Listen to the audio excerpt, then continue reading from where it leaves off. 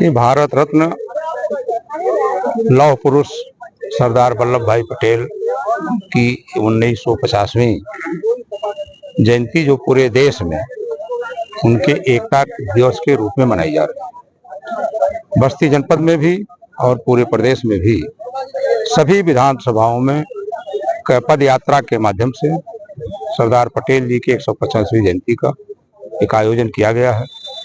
उसी के सिलसिले में बस्ती सदर में भी आज पूर्वांचल डिग्री कॉलेज पर पूरे विधानसभा के लोग इकट्ठा हुए और वहां से पैदल चलते हुए भारत माता की जय बोलकर सरदार पटेल अमर रहें ये बोलते हुए शायद शुगर मिल के कैंपस में आए और यहाँ एक जनसभा के रूप में परिवर्तित हो गया, जिसके मुख्य अतिथि आदरणीय श्री सतीश द्विवेदी जी पूर्व राज्य मंत्री हैं वो रहे। अध्यक्षता विवेकानंद मिश्र की रही। आयोजन मैंने किया और पूरा प्रयास किया। बहुत मौका नहीं मिला, बहुत कम समय मिला और समझिए जितने लोग आए थे वो केवल मोबाइल से वार्ता करने के बाद ही आए थे और कोई मौका तो मिला नहीं। लेकिन फिर भी यह कार्यक्रम बहुत सफल रहा और हजारों की संख्या में पूर्वांचल डिग्री कॉलेज पर लोग इकट्ठा हुए। सरदार वहां से चलकर और यहाँ तक आए। ऐसे सभी लोगों को, जो लोग भी इसमें शामिल हुए, हमारे पार्टी के पदाधिकारी हैं या हमारे मंडलों के पदाधिकारी हैं, बूथों के पदाधिकारी हैं या आम जनमानस, जो लोग भी शामिल हुए, मैं हृदय से उनको धन्यवाद देता हूं, उनका आभार प्रकट करता हूं। उन लोगों का कार्यक्रम को सफल बनाने में अहम योगदान रहा।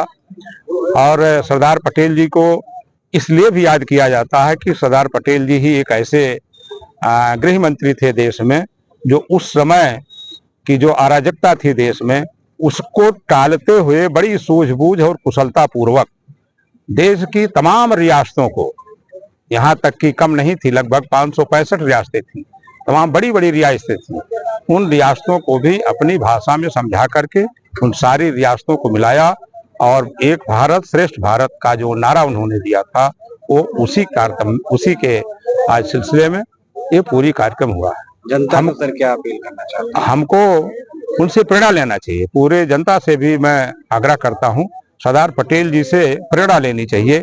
उनकी जो मजबूत इच्छा शक्ति थी, उनका जो अनुशासन था, उनके जो देश के प्रति लगाव था, समर्पण था, उनकी जो विचारधारा थी कि देश को एक सूत्र में बांधने का, वही मैं चाहता हूं हर व्यक्ति को आपस में ये जरूर सोचना चाहिए कि हम जब एक रहेंगे तो मजबूत रहेंगे और जब मजबूत रहेंगे तो हम कोई बड़ा से बड़ा भी कार्यक्रम होगा उसको सफल भी करेंगे और बड़े से समस्याओं का समाधान भी करेंगे।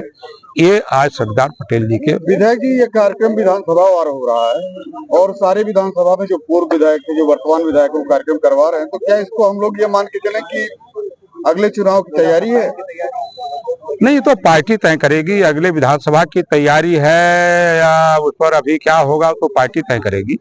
इतना जरूर है कि चूंकि हम यहाँ से नेतृत्व कर चुके हैं और जो लोग भी पूर्व विधायक हैं वो अपनी अपनी विधानसभाओं से नेतृत्व किए हैं, तो उनको ये जिम्मेदारी दी गई है कि आप इस कार्यक्रम में राजनीतिक चर्चा है कि सदर का टिकट आपको दिया जाएगा, इस पे अभी तो ये तो शीर्ष नेतृत्व और प्रदेश नेतृत्व की जिम्मेदारी है।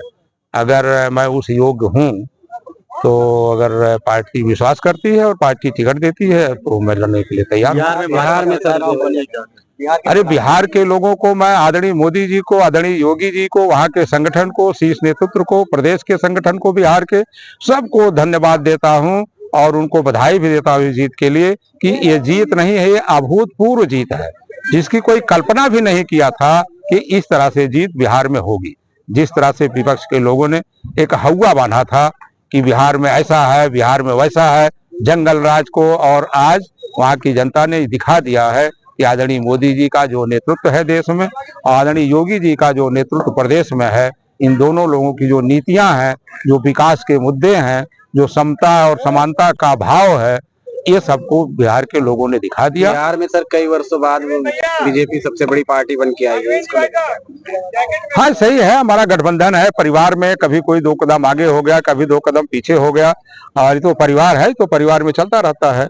ये कोई ऐसी कोई बिंदु नहीं है जिस पर कोई विचार किया जाए और जो कोई सवाल पूछा जाए। पीडीए का नारा फीका पड़ गया है? पीडीए का नारा खत्म है, वो तो नारा में ही कोई दम नहीं था। केवल पीडीए पीडीए कह करके आम जनमानस को गुमराह किया जा रहा था और अब जो जनमानस है वो जाग चुका है, शिक्षित हो चुका है। अब पीडीए ओडीए के झांसे में नहीं आने वाला है।